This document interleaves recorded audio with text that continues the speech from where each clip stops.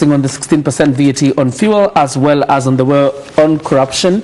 And like I told you, in studio I have Kiamba Member of Parliament Paul Koinange as well as Wakili Stephen Mogaka. All of you are welcome, gentlemen. Thank you. Thank you. So let's begin this conversation from the 16% VAT on fuel fracas, if I would call it that way, bearing in mind that the president is in the country, or so we are told, and much of what we have heard from MPs from Jubilee agitating for is that the president convenes a parliamentary group meeting so Jubilee can be able to thrash out this matter and be on the same page with the president.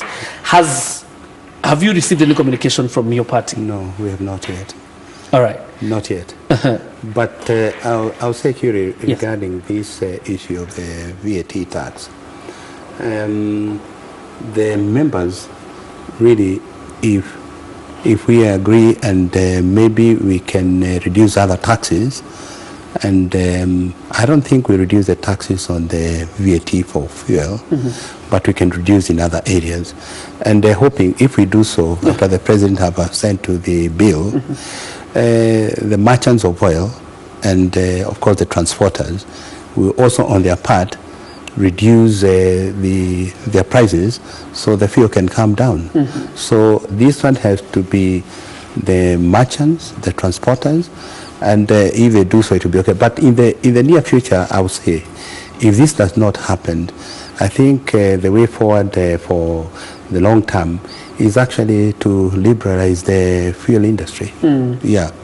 Wakili, the Cabinet Secretary for Treasury, Henry Rotich, last week was engaging Speaker Justin Muturi, of course, alongside the Attorney General and the Chairs of the Budget and Appropriations Committee and other stakeholders. And they said they were going to thrash out again the issues and relook at this entire policy.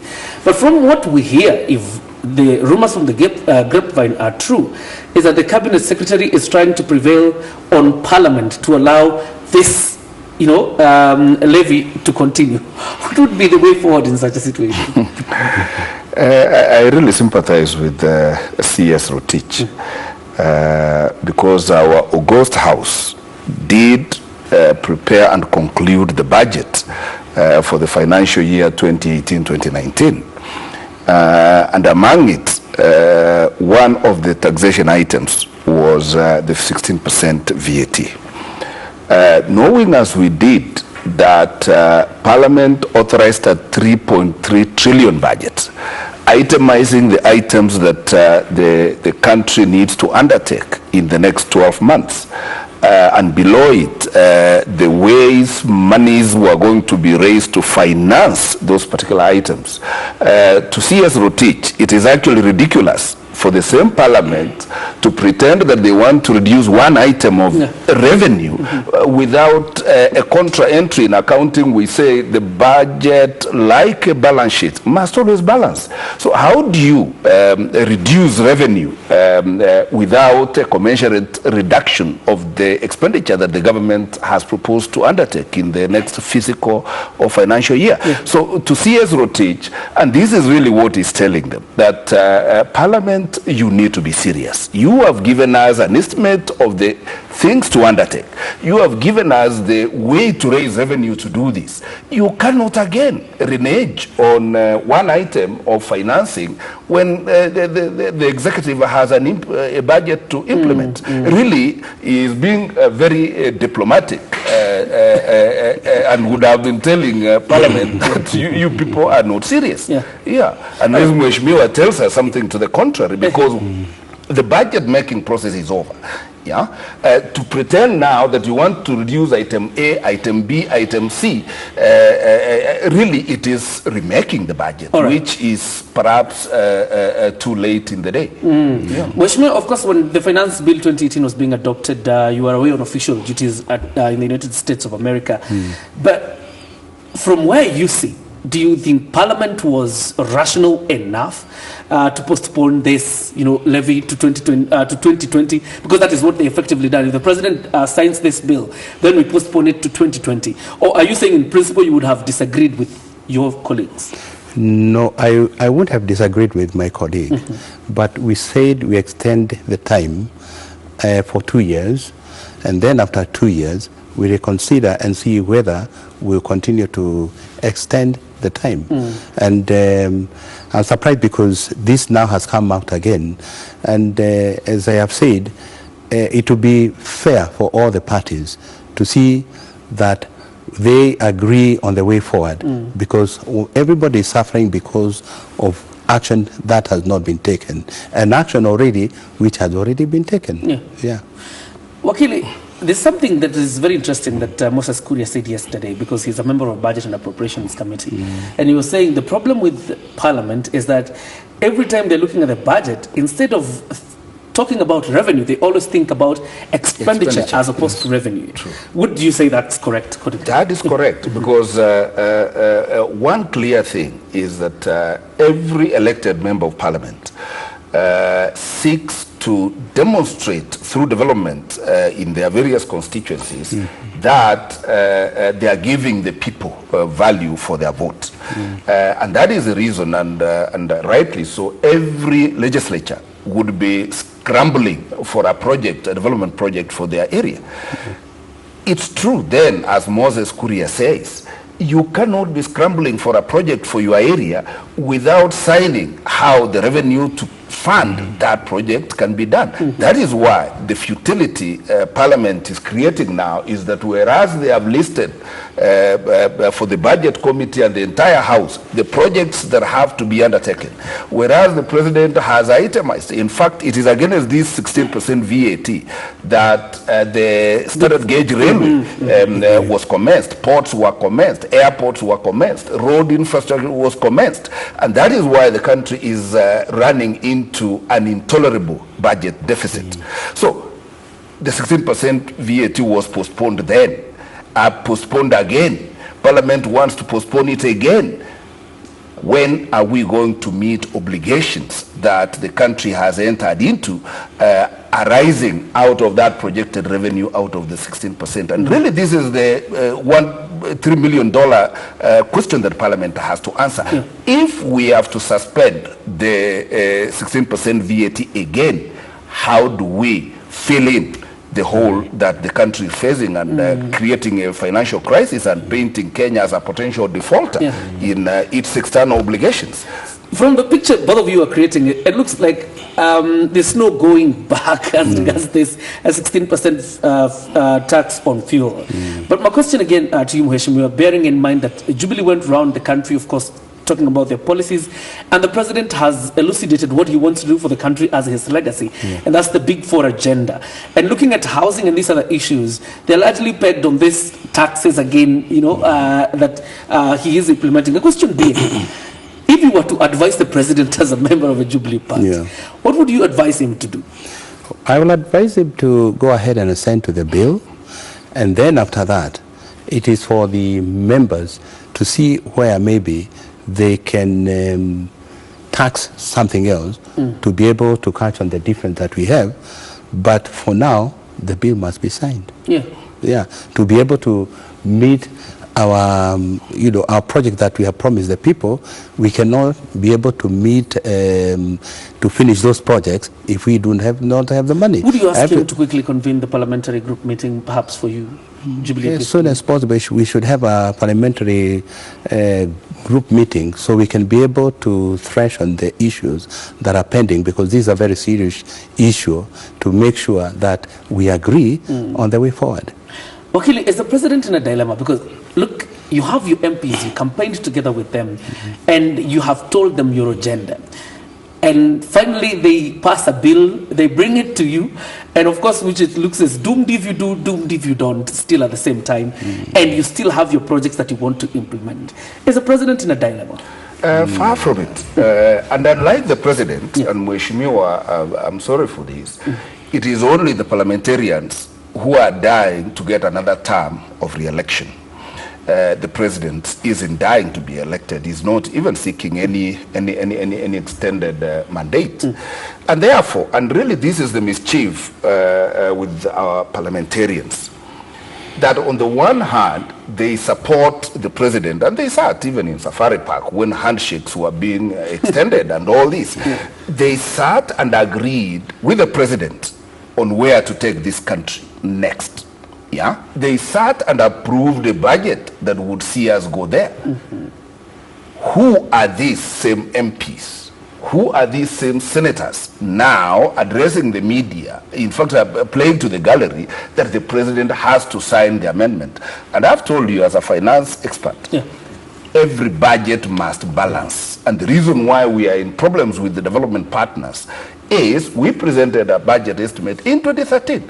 It is an act of parliament requiring that a 16% levy be imposed, requiring, we've signed MOUs, requiring that interest rates be liberalized. I mean, a barrage of things that we have committed ourselves to as a nation. Strangely, when this budget making was going on, almost all those things were reneged on. And therefore, what we are saying is that there is no budget for Kenya as we stand today, because that budget must balance. And perhaps the hard options that Mheshimiwa and his colleagues in Parliament must start looking at, and this is the option the President has on his hands. If Parliament does not pass a budget to fund the activities of government for that financial year, it should stand dissolved. Yeah, really, we do not need to have a parliament who are drawing their, income through the judicial, Parliamentary Service Commission, who have bagged all their, all their emoluments. But when it comes to now balancing the budget to deal with the deficit that has been created, then the same MPs are saying, okay, drop the VAT, but don't touch our CDF, don't touch the development projects that we have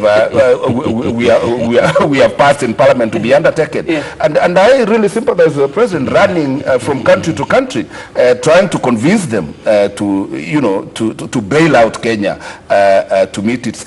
Remember, my friend, we have government officers who have not been receiving salaries for months. Yeah, the government cannot meet its obligation. And I miss the days when Simon Nyachai was Minister for Finance and he came out candidly and said, the government is broke. Yeah. Or maybe they need to go the Sudan way, because Omar al-Bashir has fired his entire cabinet and said that the country is too broke to even sustain the salary. True. But let me come back to you, Mheshimiwa. Because you're talking about the president or the National Assembly thinking about other areas where taxation can target and not fuel. And I would want to know what are some of those areas perhaps from where you sit. And secondly, again, you were accompanying the president in a country where he signed a 300 billion shillings loan. And I know there's a conversation we've had before, but are you concerned from where you sit as a member of parliament for Kiamba that this country is engaging in an over-borrowing spree? I don't think so. I don't think the country is still in the red for repaying their loans. And the issue right now, like I said, Curie, my concern, the issue of where we are at the issue of the VAT. Like I said, we need all of us, both the merchants of oil, the transporters of oil, and also the members of parliament, to find a solution. And I know there could be a solution to get the money to cover the differences that is to be able to make the country running. But to say that the money we are borrowing is too much for the country, and yet we already know how we are going to recover that money. And I'm sure the people in Treasury, they know how we'll be able to repay those loans. We don't borrow without knowing how we are going to repay. All right.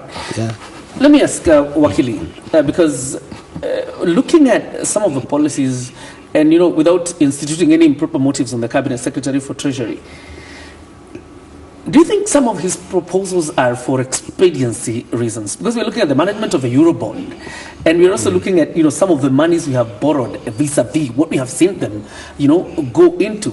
Do you think the Cabinet Secretary sometimes acts for expediency other than, the realistic things that are?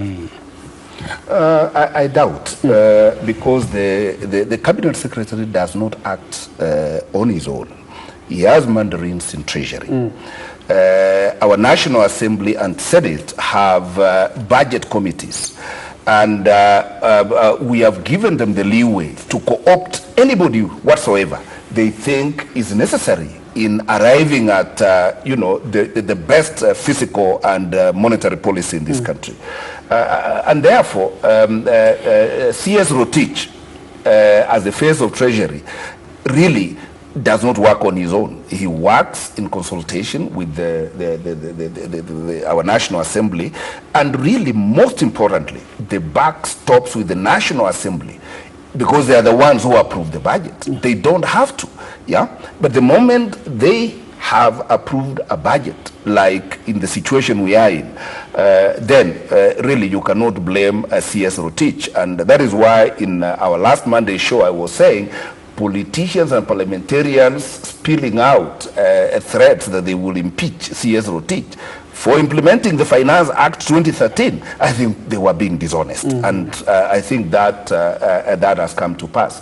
But coming more critically on where we are now, the budget is or is supposed to have been presented to Parliament, and indeed it was by June. We are in September. And really, a way has to be found going forward. It is either we finance that 71 billion shillings through more external borrowing, and Kenya must be ready for this, or through more taxes. All right. I mean, we don't have any two ways. Very quickly, because you're the lawyer here, the High Court in Bungoma issued an order against the 16% VAT on fuel. That is yet to reflect on that petrol station board. Do you think ERC should be held for contempt? Top managers in ERC? I do not have the facts of that, but ERC only gives regulations on how much fuel needs to be sold at. And three things that we need to deal with about that court order. One, it was a temporary order given expertise. And two, I think it comes this week for inter-parties hearing. And three, the question on whether or not a person is in contempt of court depends on whether that person specifically was served with that particular order. Right. So these are things to be interrogated by the court, properly seized. Very interesting. Let's get to the war on corruption, because I understand we have 5 minutes before we wind up. And obviously, Jubilee has appeared divided in terms of the war on against corruption. Some people feeling it is targeting one end of the coalition. I don't know what that means. And then you also have political leaders, particularly from Samburu, who are also members of Jubilee, particularly when Lesiampe was arrested because of NCPB, saying this is the government targeting our people. Is Jubilee a united house when it comes to the war against corruption? Are you reading from the same script? Yeah, Jubilee is united to fight with corruption. And you remember I was here sometimes, Curie. Yeah. And I said corruption will only be fought by the three arms of the government, judiciary, executive, and the legislature. And if they are not willing to fight with the corruption, then we cannot win the war. And I'll say, many people want to give a reason, my party, my tribe, and my brother. But I think corruption is not about brotherhood, it's not about your tribe, but is something that is supported by the people of this republic. And let me tell you, now wherever you go in the streets of Nairobi, everybody is fighting the war against corruption. And I'll say, if Uhuru is alone, people of Kenya are supporting him to fight corruption. And this is the way to go, to change this country from where we are. And it is very sad, because like in judiciary, you find like Judiciary Service Commission is supporting their own. And yet they should not be behaving like a trade union where you support your member. But there's a general feeling, Mheshimiwa, as you talk about the Judicial Service Commission, that this is it finally, that the revisiting is finally here.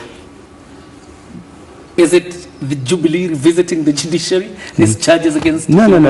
You know, they are giving excuses that the issue of ODM, the issue of presidential election.